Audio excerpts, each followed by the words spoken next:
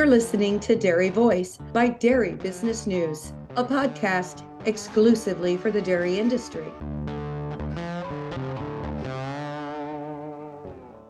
One of our sponsors of the Dairy Voice podcast is National DHIA. NDHIA ensures information accuracy and represents their members' interests. They are the direct voice for the dairy information industry. To find out more, go to dhia.org. Hey everybody, I'm Mike Opperman, and I'll be your host for this version of Dairy Voice, a podcast produced by Dairy Business News.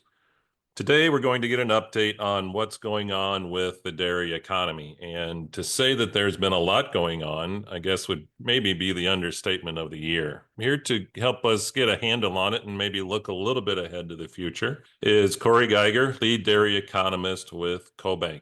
Greetings, Corey. Hi, Mike. Great to be with you today.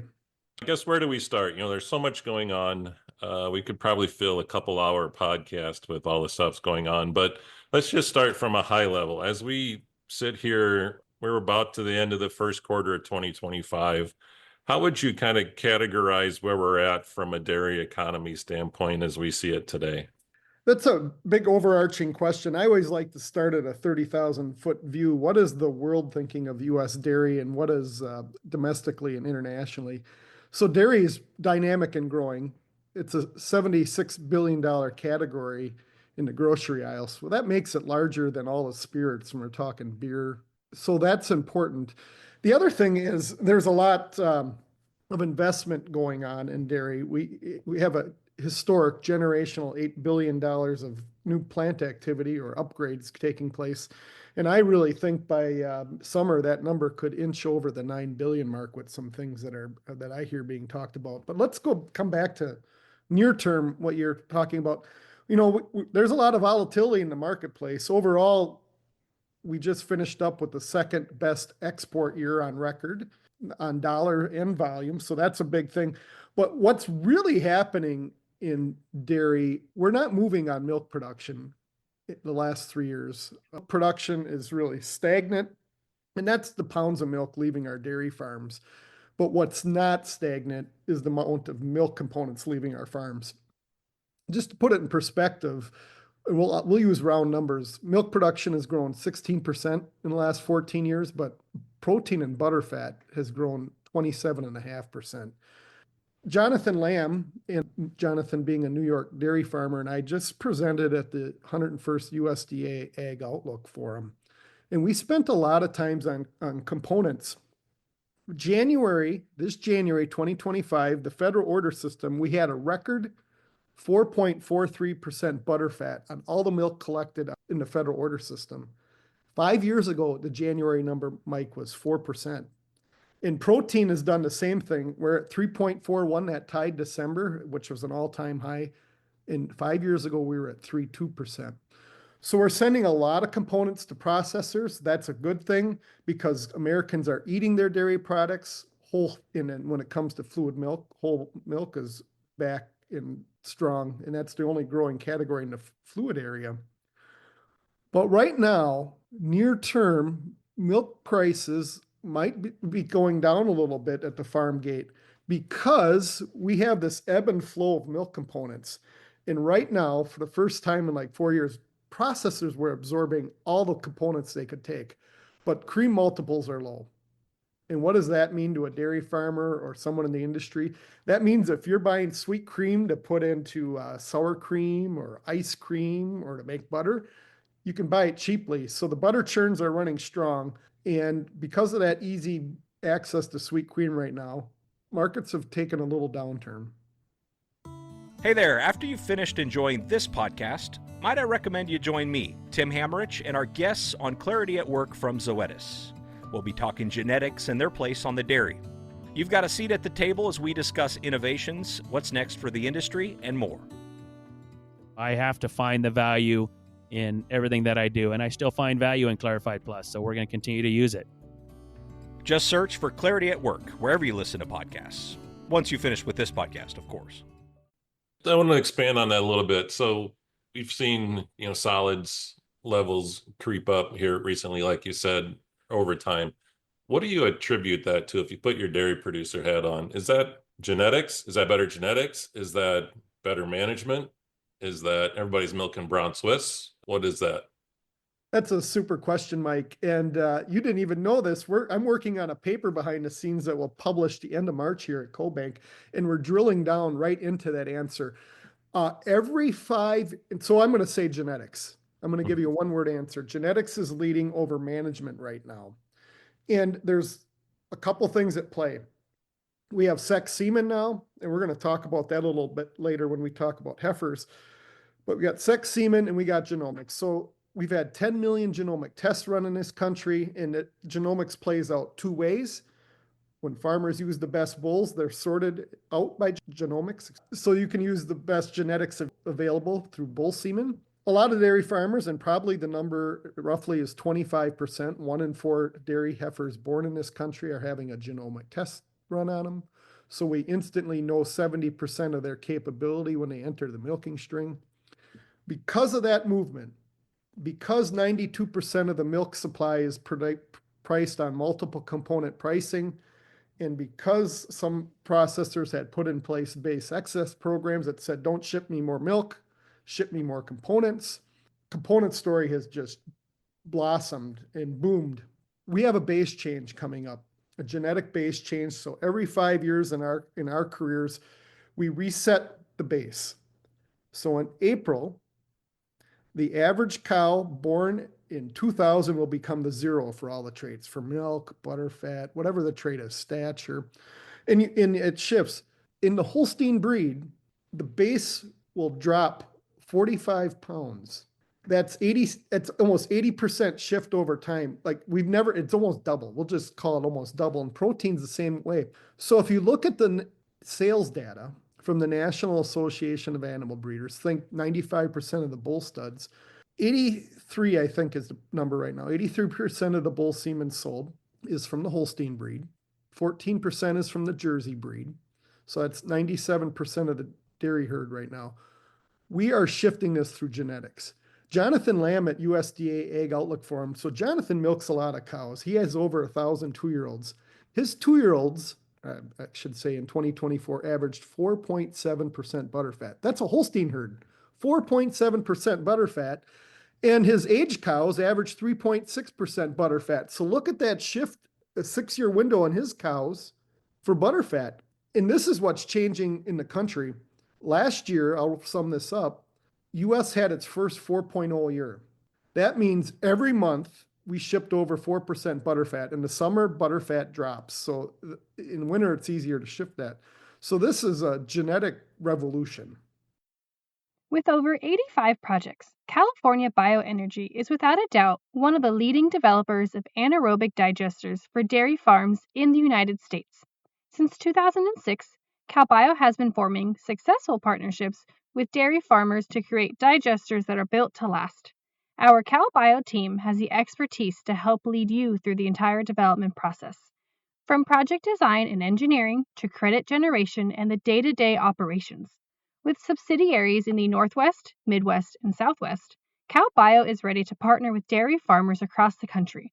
Learn more at calbioenergy.com. Interesting and insightful. And as someone, as you know, whose passion has been genetics, that's great to see. You mentioned heifers. I think that's kind of a black cloud in the horizon that I think is really impacting things today and could really impact us in the future. What does this tight heifer market, what impact does that have on not only the herd, the production, or profitability going forward?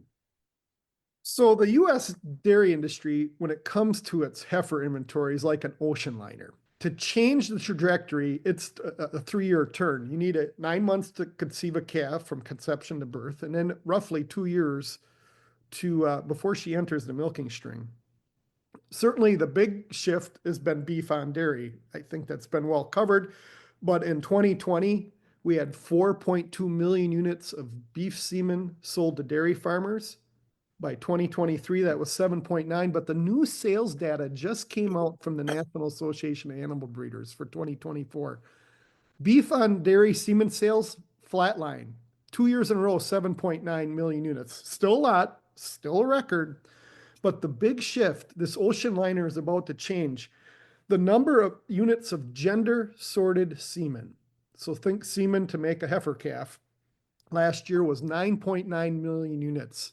That's up 1.5 million units, a new record. So what dairy farmers have suddenly realized, obviously, is I don't have enough heifers in my bullpen. Bullpen's probably not the right word, but heifer pen. But you think in the minor leagues, there we go. In the minor leagues, ready to graduate to the milk cow herd, we're going to make more heifer calves. And so that's going to happen, but that's 2024 data. So now you bought the semen. So we're really looking at 2027 before that pipeline from the minor leagues comes up to the big leagues. So that is a big shift and important to the industry, and dairy farmers are responding. I remember just about the time I got done being president of Holstein USA, I started getting texts from dairy farmers. Can you help me find heifers? So this is like the summer of 2023. I'm not in the cattle marketing business, but that instantly told me, wow, has this tightened up? And I told some of those dairy farmers, well, I can put you in contact, but you're not going to find $1,600 heifers. Get ready to pay $3,000. And now it's some of the best ones, just commercial grade, really, good springing heifers are touching 4,000 at some auction markets across the country. And so that's a big shift. If you're going to grow your herd, that's a mighty big number from a banker standpoint if you start shifting that price in your spreadsheet. So there's a lot of farmers out there that got to plan ahead on their expansions and literally grow homegrown talent for their heifers. So we talk about expansion a little bit there. And we've seen, production numbers as a whole in the U.S. be flat to down. Where do we see from a milk production standpoint, given the heifer situation, given maybe a lack of expansion from dairy producers, where do we see this production numbers going forward? That is a very interesting question. And I like to come back to the component story. What if 4 out of 5 processors really running through their plant? They're running components through their plant, and they're trying to, if you're, then you make whey. When you do that, you still have a lot of water. So the water, unless you're a fluid milk processor, is going through a waste treatment plant. It's an expense. Really, since July of 2023, we've seen all but 3 months where milk production is down, but milk component production has been up every month but one. So that is the story of really the growth that's taking place in the processing community. And that's the reason dairy processors are still bullish on the United States, because we are just making a lot more milk components. Let's use the average number from last year, 423 for butterfat and about 326, I think, for protein.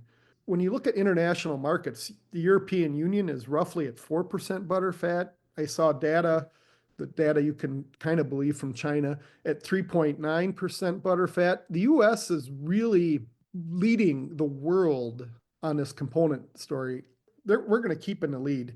So that's why I'm really bullish on where we're going. Component yields per cow are going up. There's a lot of great indicators here. Certainly at some point, we have to grow milk production. We can't just rely on butterfat and protein shifts over time. Continue our conversation, but let's tie in the processing side. I know you talk to a lot of processors every day. We're in the middle right now of tariffs, right? Of switching back and forth on placing tariffs, removing tariffs. I don't want to get into the tariff discussion too much because we all know that's going to change, but all of it has kind of brought volatility. And you mentioned exports, you mentioned processors. Where do processors kind of see this economy with all of the volatility, with changes in export markets? Where do we sit kind of in that whole realm?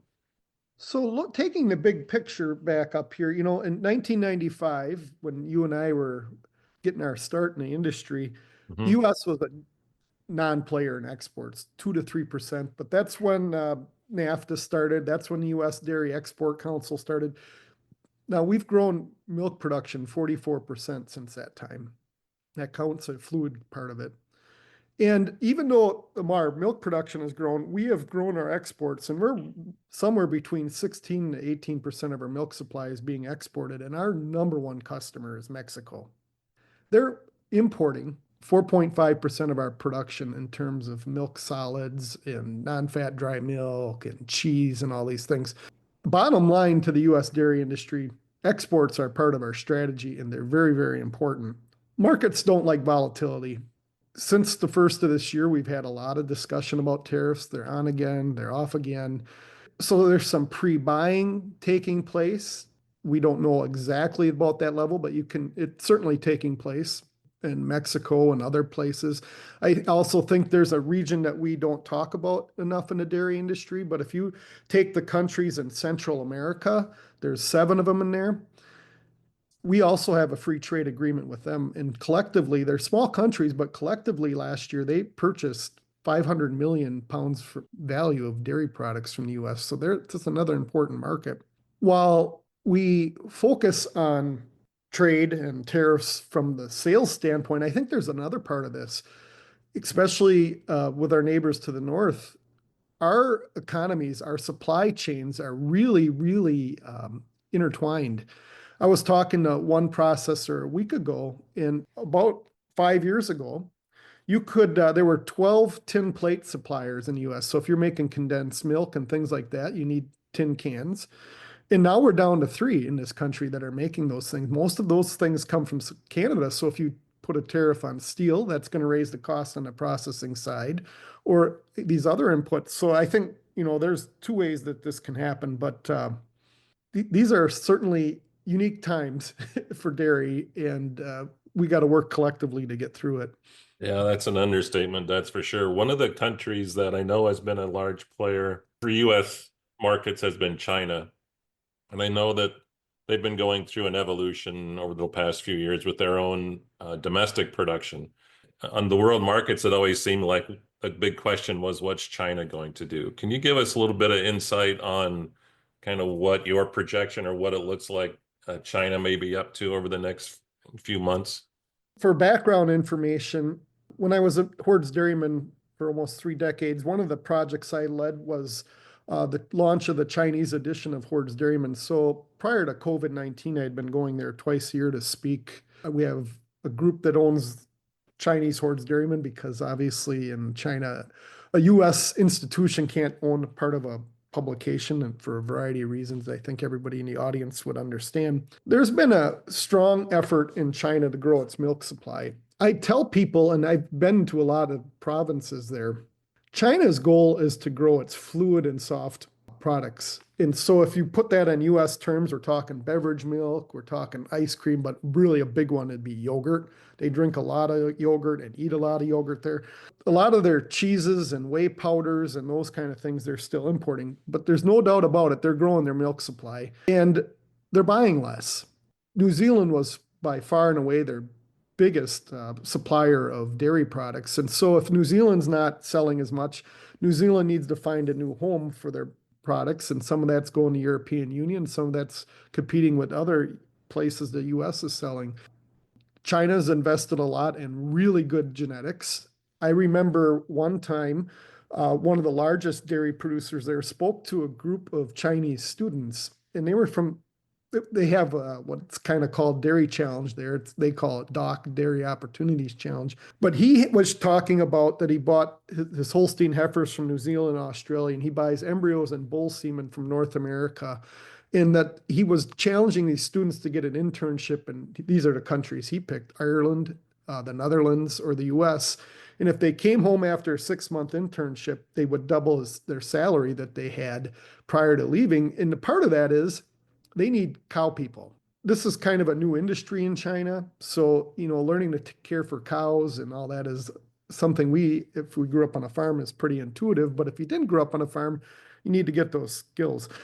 Bottom line on China, though, I still believe during my professional career, my lifetime, they're going to be by far and away a net importer. They're just not going to import as much dairy products as they have in the past. The other category that's important, they're the world's largest hog producer. And they buy a lot of whey protein to feed as hog feed, low-grade whey protein. With this tariff situation, that could impact how much the U.S. is sending there because it'd be back and forth on that category as well. Where whey protein really got important when they had African swine fever, there were a lot of hogs that were getting fed waste food or whey byproducts, and it was spreading the African swine fever amongst the Chinese herd. And the People's Republic of China, their officials said no more of that. So obviously you need other food sources for that hog inventory. Yeah, and it always seems like China is kind of a domino effect too, right? So if they lower their purchases from New Zealand, well, that impacts other elements of the globe is from a supply and demand standpoint. So we've talked kind of a lot about where we are right now. Let's take a minute and just get our crystal ball out. And I want to ask you two questions looking ahead. First of all, you talk about all of the solids production is going up. We're making more fat and protein. What impact does that have on our supply of product that we need to ship overseas from an export standpoint? If we're making more cheese and butter and whey and so forth, what impact does that have on our export markets? If you break down that $8 billion of new plant investment, so why is that happening? Because New Zealand is an area about the size of Wisconsin and Illinois put together with about 6 million dairy cows and 6 million people. At a certain point, you can only milk so many cows when you have a certain geographic size. And then the European Union is really almost putting some own constraints on themselves because of carbon sequestration, of methane sequestration. A country like Holland, they're also taking action on nitrates in water, and to some degree that in Ireland. So of the world's milk sheds, the US looks like the one that could grow the most. Half of that $8 billion is going to be is cheese investment. And little Miss Tuffet sat on her muffet eating her curds and whey. So if you make cheese, you get whey. But these days, that whey may be more valuable than the cheese, because what we haven't talked about here is consumers. And there are more and more consumers on Ozempic and other weight loss drugs. And if you're on those, you need really, really high quality protein. And the most complete amino acids known to humanity, the best amino acid profile, amino acids are the building blocks for protein, are dairy proteins. So not only is that a tremendously growing category here in the United States, but these high-end whey proteins, when we say high-end, 90% or more protein level in this, whey protein isolates, whey protein concentrates. That is going to be a big growth category. So not only is that for the domestic consumer, but also for the international consumer. So those are two categories, as you open with that question, that are important. So that is some of the area that's important on the way the future looks. That's great from the processor side, and it's great to see that demand being generated.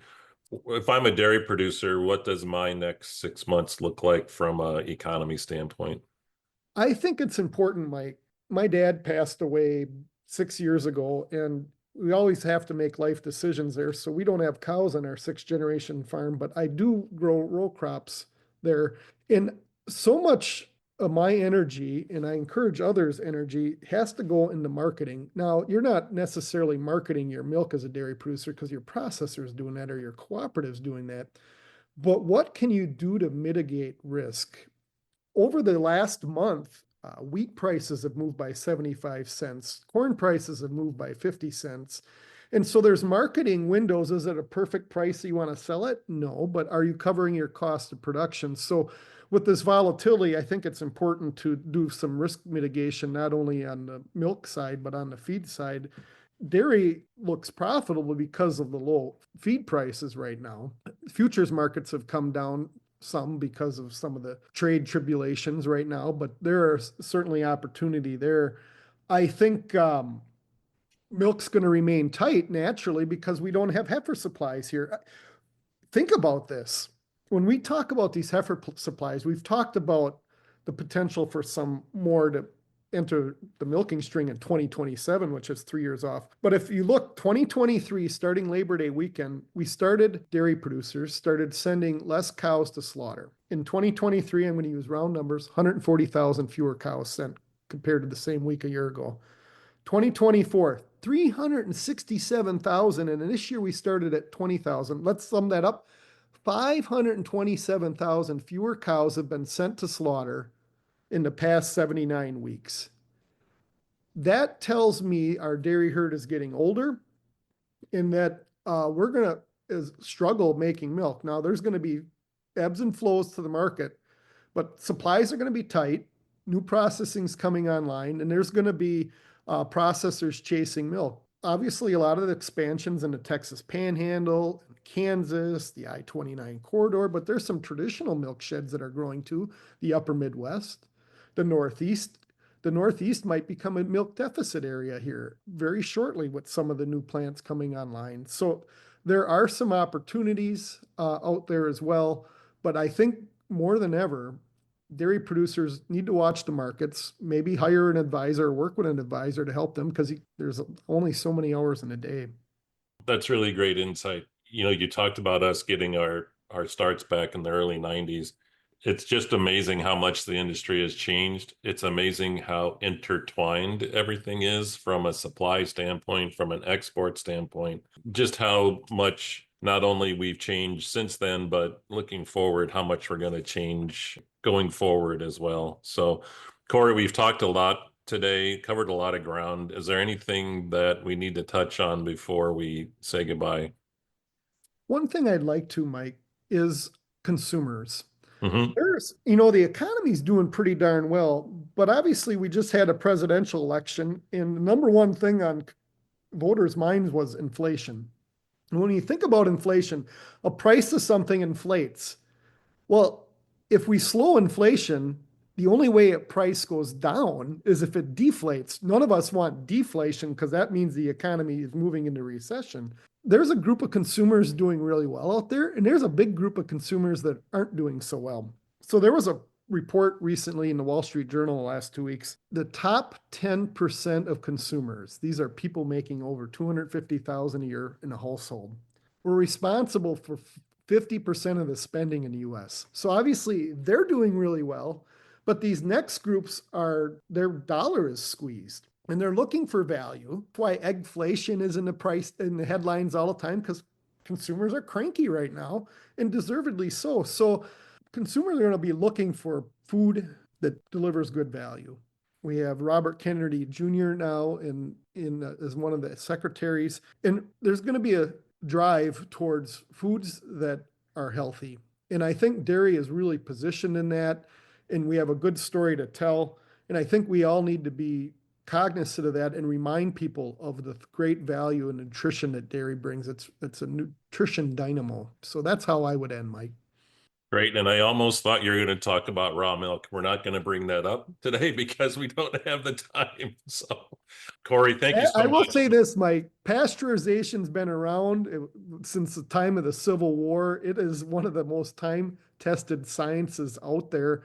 And if we go back, I've written a couple books, but if you go back, we've had other pandemics, tuberculosis, brucellosis, and now we have HPAI, highly pathogenic avian influenza, and pasteurization time and time again has kept the milk supply safe and consumers safe. Strongly want to share that. Corey, thanks so much for your time today. Really, it's been a pleasure talking to you.